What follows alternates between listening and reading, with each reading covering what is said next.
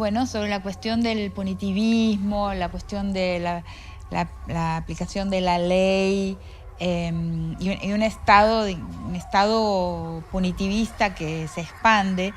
En 2 oportunidades fui solicitada a intervenir de una forma en que necesariamente tuve que pensar la cuestión del Estado y el punitivismo estatal.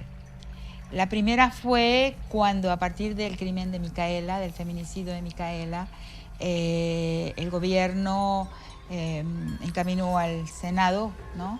La ministra Patricia Bullrich encaminó al Senado un proyecto de ley para reducir o prácticamente anular las progresiones de pena de los encarcelados, anulando la prisión domiciliar.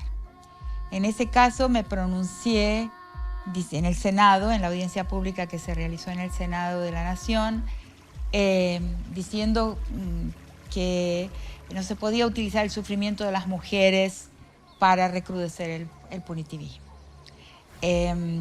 Y también afirmando que no eran las cárceles las que iban a disminuir la violencia de género. La violencia, en este caso particular, la violencia contra las mujeres, ¿no? Que jamás hubo cualquier prueba de que un Estado punitivista o que el agravamiento de la situación de los encarcelados tuviera un impacto positivo en la reducción de la violencia de una sociedad, ¿no? En el caso particular de los crímenes contra las mujeres, el crimen que se puede tipificar, que llega a ser un crimen, o sea, que está entre los crímenes que pueden ser tipificados como crímenes, son muy pocos, son lo que llama el tip del iceberg, o sea, la punta de una pirámide que solo es originada por una base de la pirámide donde las agresiones contra las mujeres son normales, son parte de la normalidad de la vida. O sea, en una vida social en que la agresión a las mujeres es el aire que respiramos, o sea, son absolutamente cotidianas y normales, que jamás podrán ser tipificadas como crímenes, en ese ambiente es que se producen algunas agresiones a las mujeres que sí pueden ser tipificadas como crímenes y que son las que van a dar en un fallo y en una pena de prisión. Por lo tanto, lo que hay que modificar es la base de esa pirámide, o sea, una sociedad en donde las agresiones, las formas de disminución, de agresión, de rapiña, de miradas, de palabras, de agresiones psicológicas, morales, al cuerpo de las mujeres, son la normalidad, la atmósfera que respiramos. Solo modificando esa base de la pirámide podemos disminuir lo que sucede allá en la punta, donde hay agresiones que son realmente crímenes. El crimen no va a desaparecer porque pongamos cárceles.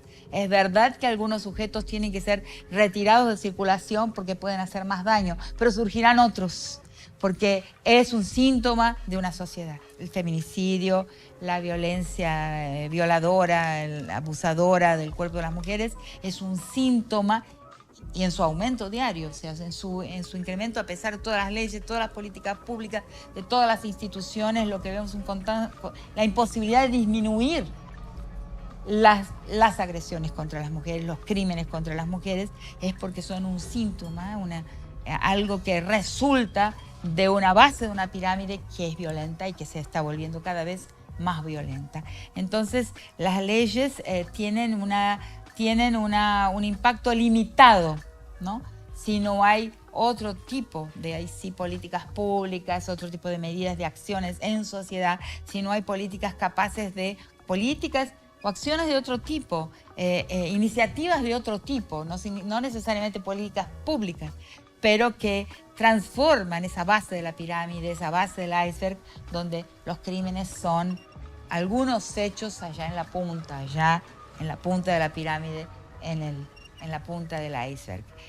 No creo que la ley por sí misma sea capaz de reducir los crímenes. Lo que son es un aumento de ese gran campo de concentración que son las cárceles, y como ya es sabido, ¿no? Todos los teóricos del garantismo hablan de la selectividad de la justicia y las cárceles están habitadas por personas pobres y no blancas que son las más vulnerables al fallo de los jueces, ¿no? Porque el sentido común de un juez es un sentido común que no ha sido modificado. En la mayor parte de los casos no ha sido modificado por una idea, por una crítica al poder, por una crítica a la desigualdad de la sociedad. La formación en derecho es una formación que educa a todos los operadores de la justicia a pensar que van a juzgar, que los tribunales van a ocupar de una ciudadanía que no existe. O sea, una ciudadanía de sujetos iguales. No solo algunos que tienen la sensibilidad de entender que sus fallos van a ser sobre una sociedad no ciudadana, donde algunos sujetos y sujetas son más vulnerables que otros, ¿no? De ahí surge la doctrina del garantismo, ¿no? Que en el fondo del garantismo hay un presupuesto, un precepto de discriminación positiva.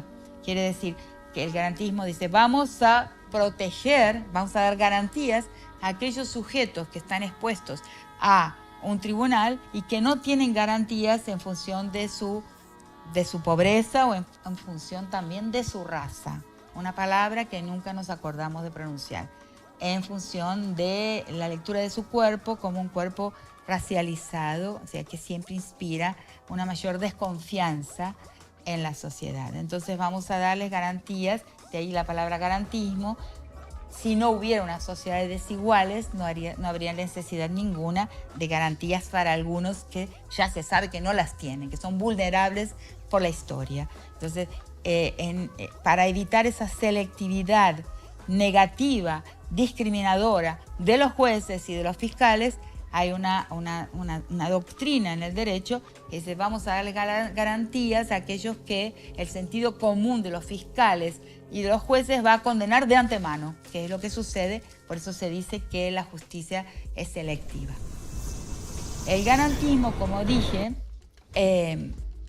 intenta proteger a aquellos que tienen menos garantías, que son vulnerables por la historia. En el caso del juez Rossi, era un juez garantista, es un juez garantista. Por eso puso a Wagner en la calle. Solo que él se equivocó, como hasta hoy se ha equivocado esa doctrina garantista en el derecho, porque en el caso de género, la relación de poder va al contrario.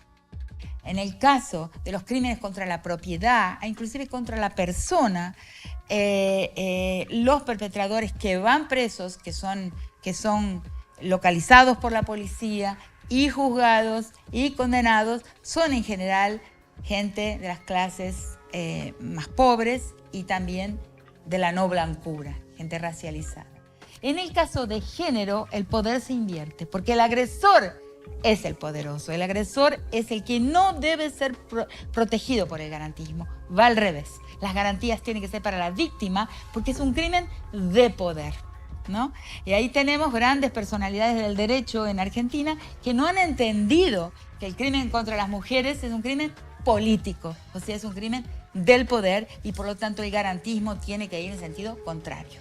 Traficantes de gran deporte y miembros de la alta cúpula de las organizaciones criminales que además van a dar a la acumulación de capital, porque hoy cuando uno habla de la acumulación y cuando uno habla de política y cuando uno habla de elecciones, no puede olvidarse de que una gran parte del dinero que va a dar a las cajas electorales y que va a dar también a la acumulación de capital mismo, viene del crimen organizado. Entonces, no son como los imaginamos, esos traficantes de gran nivel, que los imaginamos no blancos, pobres, pobretones y mal vestidos. No, son banqueros, o sea, son gente de la cúpula económica, porque es un bulto enorme de riqueza que va a dar a ese pozo de acumulación que no viene de la relación capital-trabajo, que viene del crimen. Esos no están presos, no están presos. El Estado muestra, la justicia muestra servicio prendiendo a unos pobres, unas pobrecitas mujeres que son solamente cómplices, que le tienen un paquete, una mochila a un pariente, que le tienen un paquete a un hermano, a un hijo, a un marido que a veces lo guarda en casa. A ellas, con ellas, la justicia muestra trabajo y son las que están en las cárceles. O sea, al gran ladrón, el gran traficante no está en la cárcel. Entonces, ese aumento del punitivismo en realidad va a recaer sobre los más pobres y las más pobres que tienen papeles absolutamente coadyuvantes en el crimen. Yo digo que el feminismo no puede repetir los errores del patriarcado. No es un camino hacia el poder y por lo tanto su meta no es la punición, el punitivismo. El punitivismo como solución de los problemas es patriarcal, ¿no? Nosotras no, porque hay que sacar a algunas personas de circulación para proteger a la sociedad. Claro que sí, si no, no estaría juzgando al juez Rossi, porque dejó a Wagner en la calle y mató. Claro que sí, pero que el punitivismo es la solución para el problema de la violencia y muy especialmente para el problema de violencia contra las mujeres, que además es el vivero de todas las otras formas de violencia. Porque hay que entender que cuando estamos trabajando por el fin de la violencia contra las mujeres, por el fin de la violencia patriarcal, estamos trabajando por el fin del criadero, de la incubadora, de todas las otras formas de violencia que tanto perturban, ¿no?, al gobierno y a la propiedad, a la vida. Todas esas formas de agresividad surgen de un ambiente violento que está ¿dónde? En el origen de la vida de la persona, en la casa, en la familia. Entonces, trabajemos ahí y todos los otros crímenes disminuirán. Entonces, yo creo que es un trabajo, como decía antes, en esa base de la pirámide que va a transformar la sociedad en una sociedad más benigna, más apacible, menos violenta, y va a generar comunalidad, o sea, vincularidad entre las personas y una disminución de la agresividad general que está en aumento. Entonces, ese es un tema. El feminismo no puede, o sea, nunca dos errores hacen un acierto, como dicen los británicos, ¿no? Es una frase muy, muy importante que no hay que olvidarla. Nunca dos errores hacen un acierto. Entonces vos no podés contraponerte o combatir los problemas con los mismos mecanismos, con las mismas herramientas de quienes causan esos problemas, como es, por ejemplo, el punitivismo. Entonces yo no me creo que es un problema, un error, el camino del feminismo del enemigo. O sea, todas las políticas que producen alianzas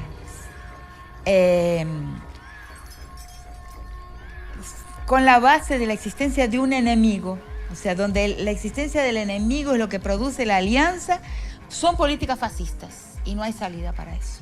Si yo me voy a aglutinar, me voy a aliar, voy a producir un conglomerado, un agrupamiento político indicando la existencia de un enemigo, voy a producir la existencia de un aglomerado, de una agrupación política de tipo fascista. La política del enemigo es fascista, por eso el feminismo no puede ser una política del enemigo. Nuestro enemigo es el patrón patriarcal de poder, no los hombres. Entonces, eso es política, Estoy contra el patriarcado. ¿Dónde se manifiesta?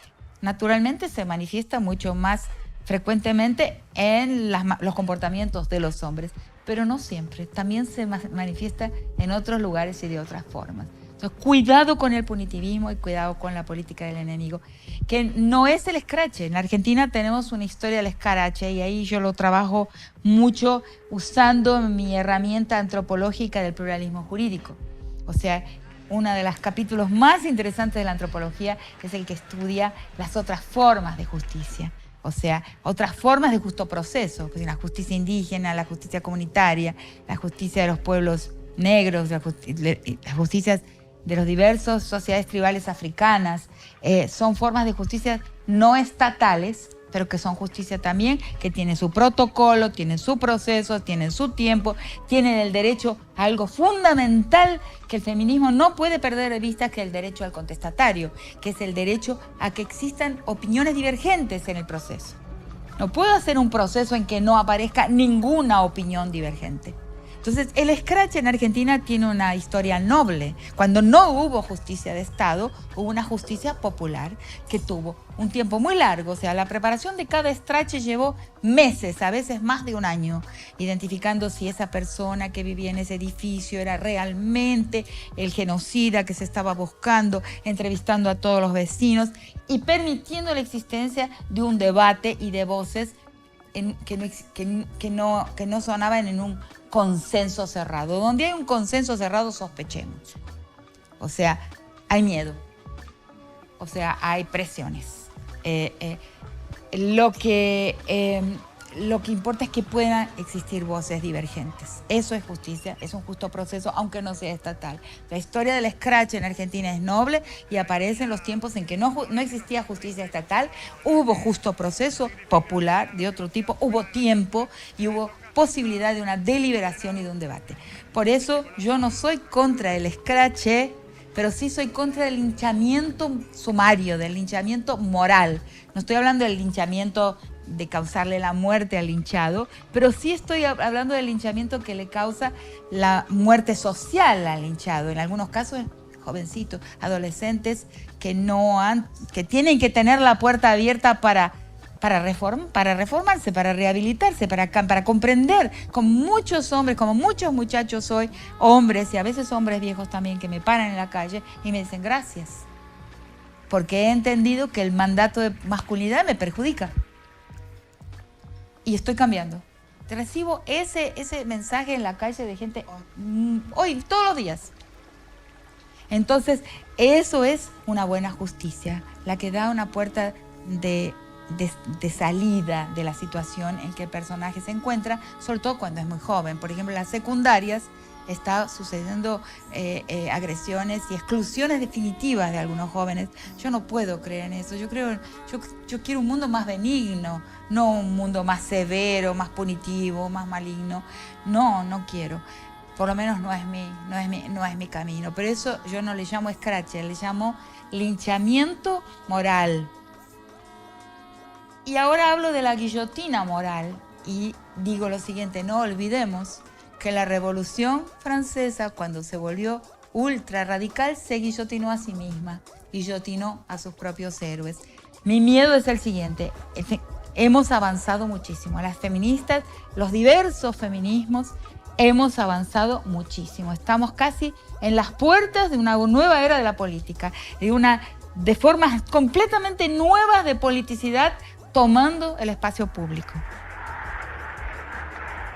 Es grandioso. Nuestros antagonistas de Proyecto Histórico, que ni les llamo enemigos, porque no me gusta siquiera la palabra enemigo, los llamo antagonistas de Proyecto Histórico, están reaccionando con virulencia y están colocando en la plaza marchas fundamentalistas, un cristianismo fundamentalista, que no son todos los cristianismos, pero es un tipo de cristianismo que está plantado, es un implante, porque son marchas que aparecieron en menos de 10 años, mientras nuestro movimiento, el movimiento feminista, tiene casi 70 años, hasta que llegamos a este gran momento.